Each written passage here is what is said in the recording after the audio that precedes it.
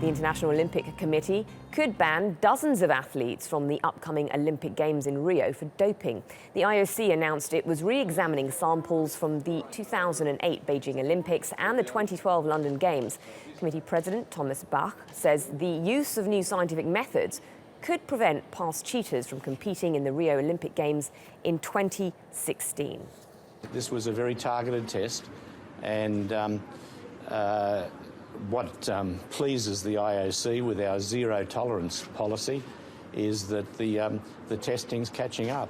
And my mantra has always been, if we don't get you at the Games, we'll get you later, and that's being validated.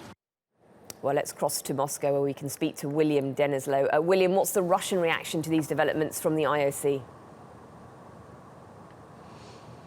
Well, according to the Russian sports ministries, they say they fully support these actions made by the IOC, saying they're also fully committed to cooperating with the World Anti-Doping Agency. Of course, back in November, WADA accused Russia of state-sponsored doping. Russia since then say they are fully working with the relevant authorities to root out global doping. Now, we've also heard this week from Vitaly Mutko, the Russian sports minister, who has apologized for some of the actions for some of these Russian athletes accused of doping. However, he does say that it's not fair to tarnish all Russian athletes with this same brush. He says that clean athletes should be deserved to be given their chance to compete. Of course, Russia's still hoping to see their suspension overturned ahead of the Rio Games. These allegations are, of course, very serious. The US Department of Justice has opened an investigation into doping. How's Russia responded to this?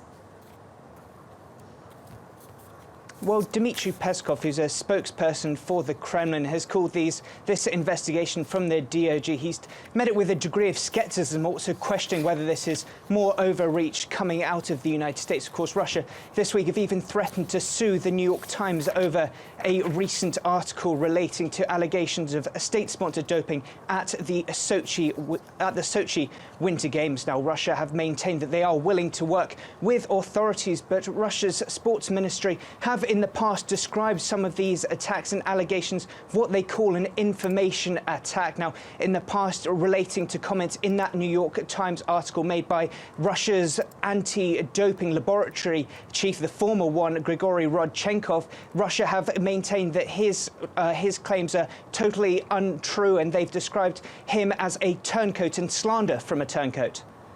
OK, William Denselow in Moscow. We'll leave it there. Thank you.